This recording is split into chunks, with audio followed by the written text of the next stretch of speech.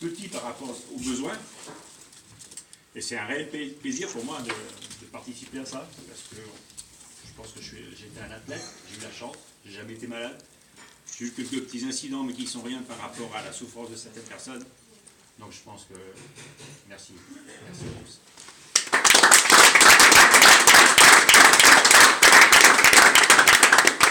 Alors, un petit mot quand même pour les habitués de ce type de soirée, et j'en suis un. Chaque année, le chèque est un peu plus lourd en poids, mais en montant aussi, hein, vous l'avez vu, donc Christophe le soulignait, et puis on va faire que ça dure. Alors, c'est important de souligner que le chèque est de plus en plus lourd, parce qu'on nous parle beaucoup de morosité économique, de difficultés et autres, et on voit que la générosité publique, malgré tout, elle ne se lasse pas, et au contraire, plus les temps paraissent un peu difficiles, plus on s'aperçoit qu'il y a des associations comme celle de Christophe, Michael et Bernard, donc font en sorte que de toute façon la générosité publique ne se relâche pas et que l'on puisse venir en aide pour des causes qu'on peut dire nobles. Alors ces causes nobles, bien sûr, c'est pour le Centre Eugène Marquis, depuis maintenant plus de 4 ans. Le montant, tu l'as évoqué, Christophe, c'est énorme.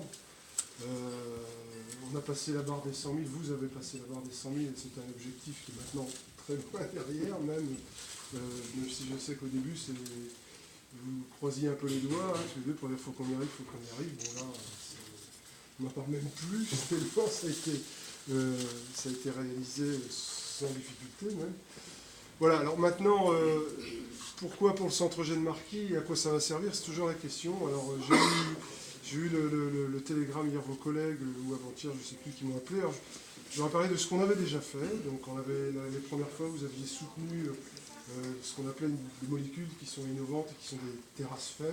Je vais vous donner des nouvelles, hein, justement. C'était pour le traitement du cancer du foie. C'était pas c'était pas dans le domaine public, donc c'était à l'état de recherche, donc il faut acheter les molécules pour faire des expériences, les thérapies, donc sur ce qu'on appelle les phases précoces, donc chez les patients en situation difficile.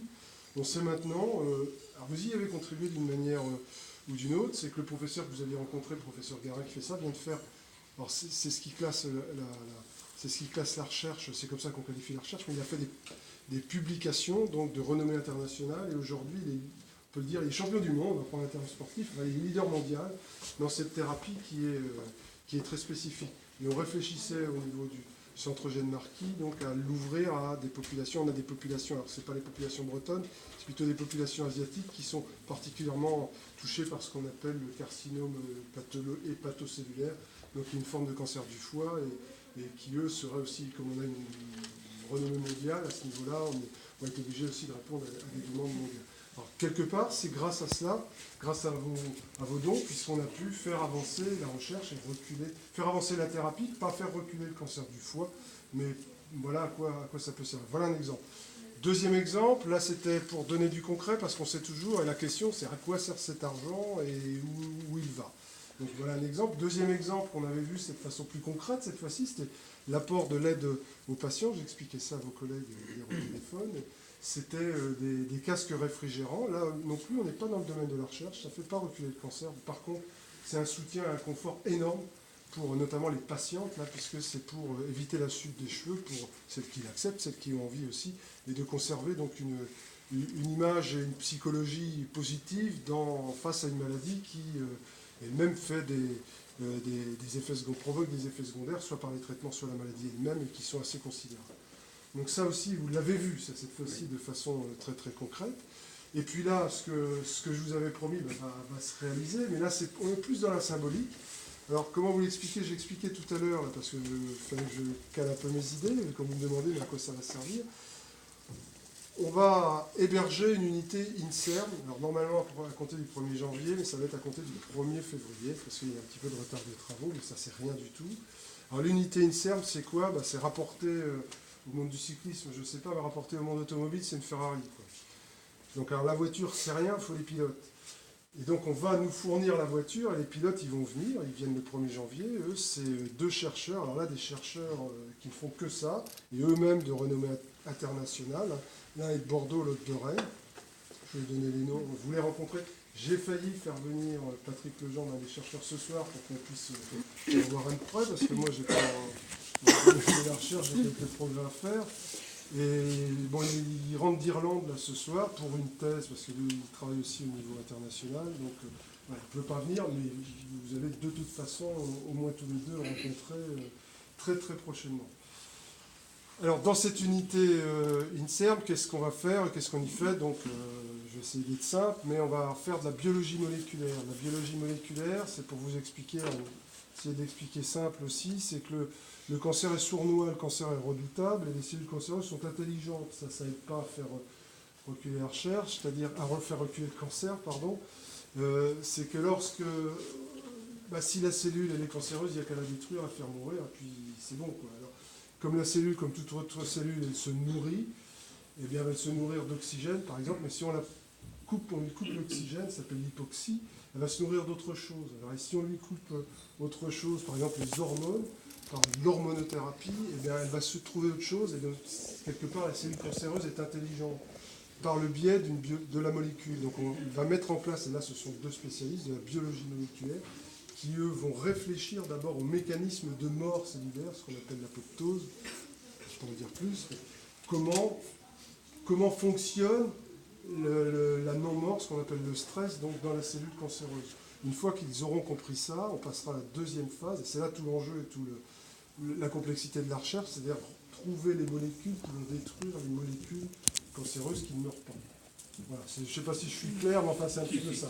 Alors, pour ça, donc, on va avoir ces deux chercheurs. Et donc, pourquoi deux? Parce qu'ils ont deux thématiques. Ils ne peuvent pas prendre tout le cancer. Il va avoir chaque cancer a sa spécificité, chaque personne a sa spécificité. C'est ce qu'on appelle les thérapies ciblées aujourd'hui. Et un va travailler sur les tumeurs cérébrales, le cancer du cerveau, les glioblastomes en langage très scientifique. L'autre sur le cancer du sein, qui est le cancer le plus répandu, et notamment, bien sûr, chez la femme. Donc ils vont être sur ces deux thématiques, donc de la biologie moléculaire, comprendre les mécanismes de la non-mort des cellules dans le cancer, de la tumeur cérébrale et du sein. D'accord? Et donc pour ça, on va leur a dégagé, c'est la Ferrari que j'évoquais, en fait la guise de Ferrari, ce sont des locaux. On leur a dégagé toute une aile dans nos bâtiments, alors on va se serrer un peu, et puis ils vont ouvrir donc leur unité en février, et puis ils vont travailler dans des salles. Des vraies salles comme on imagine la recherche, des vraies salles de laboratoire, avec des bureaux aussi, et des salles d'ordinateurs, et puis des labos avec des équipements. Et symboliquement, je leur ai proposé, mais c'était pas un choix, de toute façon c'était pas une proposition, c'était une décision de ma part, que l'on baptise une salle, ce sera la plus grande d'ailleurs, parce qu'il y a plusieurs des différentes salles, qu'on baptise une salle Souffle d'espoir, voilà, avec le logo, et il y aura, je ne sais pas, ce sera petit, grand ou quoi. On est dans la symbolique, là, c'est pas... Voilà, mais on saura que, puisque vous avez déjà contribué une partie des dons, va leur être apportée, parce qu'ils ont besoin de moyens, on va leur donner 80 000 € par an, vous voyez, donc pour qu'ils puissent fonctionner, acheter ce qu'ils ont besoin. Donc et là, on aura symboliquement, on va être dans le registre du symbolique, mais une salle qui sera baptisée Souffle d'espoir. Pour montrer que j'avance ce que je dis, je sais qu'il y en a qui aiment bien les preuves et qu'il faut en parler dans le vide. J'ai fait mon petit film ce matin quand je suis arrivé au boulot, je suis passé, il n'y avait pas les ouvriers sur le chantier, j'ai filmé la salle qui est un chantier, avec l'escabeau, le plâtre, les filles qui pendent, mais j'ai des preuves. Non mais nous, on va voir quand ce sera fait. Voilà. Alors ce sera fini en février, on va organiser bien sûr une inauguration. Hein. Et février, mars, la date n'est pas encore calée, mais bon, ça c'est pas l'important. Vous serez bien sûr les bienvenus, puis il faudra que vous voyez où se trouve la salle, bien évidemment. Hein. Parce qu'après, ils ferment, ils verront. Là aussi, c'est un peu gênant, enfin, c'est comme ça, ce sera verrouillé par des codes, protection parce que derrière, on va déposer les brevets. Voilà, donc c'est... Là encore, une autre action, grâce à vos moyens, qui va être engagée donc, dans les semaines à venir, dès le début 2015. J'espère que je n'ai pas été trop compliqué, parce que ce n'est pas forcément mon domaine non plus, ni ma spécialité, mais je voulais justement... Ah, il faudra que je trouve autre chose pour l'année prochaine. Voilà, donc on a un don qui a été fait, un premier don, et aujourd'hui on est leader mondial, je le dis parce que c'est vrai, à Rennes, on a cela. Et deuxième chose, c'était des équipements, du matériel. Et troisième chose, là, on va ouvrir dans la symbolique, mais avec du top. Hein, on est sur de plusieurs niveaux de chercheurs. Là, je le dis parce que je ne suis pas du tout concerné. On est sur du niveau international et du très haut de gamme en termes de classement et de rang de classement. C'est un peu comme les sportifs. Hein. On est tous sportifs, mais on n'a pas tous le même niveau. Et voilà, et donc là on est quand même sur la Ligue 1. Voilà.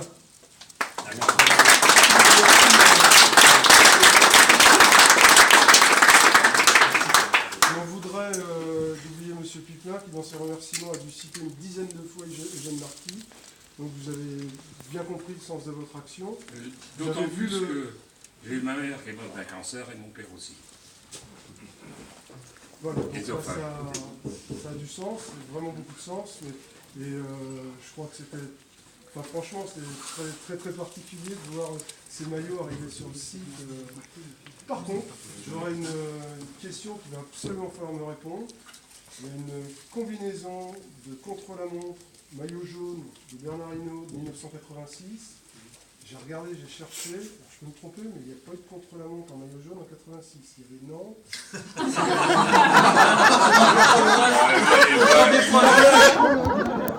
Le prologue. Il va avoir des prologues. Il va falloir des prologues. Comme l'année d'avant, j'avais le maillot. Ouais. D'accord. Bon.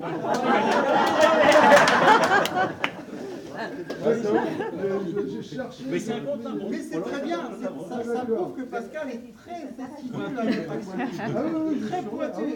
Je crois qu'on va en faire un vrai site ici. Ah non, j'ai quelques connaissances. Moi, je sais pas quelques. C'est vrai, hein. Ah oui, oui. Il y a des faire le tour de France l'année prochaine? Oui, je vais essayer, ouais. Ça dépend Ça dépend du tour de C'est une question de vélo. Plus les vieux, meilleur on est. Il y avait le chèque qui a été remis justement quand on était chez toi. Là, le matin, je suis arrivé en retard. Vous qui aviez été obligé de prendre le chèque à ma place. J'ai eu la réponse après. Pourquoi? C'est pas parce que je suis nul ou que je vais trop lentement. C'est parce qu'avec mon collègue de Rouen qui était venu m'accompagner, on s'est perdu dans Planquette, on a fait 20 km de plus. Ça, c'est sur le GPS. Alors. Justement, on l'a revu Il fallait rétablir la vérité. Perdu dans Planquette. C'est long. C'est long de Alors, en tout cas, avant de passer à l'apéritif, encore merci. Les prévisions pour 2015 s'annoncent particulièrement bonnes parce que Philippe, qui revient de stage d'Espagne, nous a rapporté tout un sac de maillots, donc on est pas prêt d'arrêter les enchères. Et la surprise 2014, pour cette fin d'année 2014 ont été l'acquisition, grâce à Philippe et Magali, des patins de Brian Joubert qui ont servi aux Jeux Olympiques de Sochi, les champions du monde et d'Europe de l'express.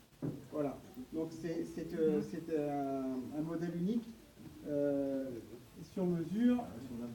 Et donc on voulait vous les présenter ce soir, les présenter à toi Bernard, parce que je sais que le nouveau matériel est bien propre dans c'est assez pointu. Donc on voulait vous les présenter ce soir. Voilà. On envoie ça. Philippe.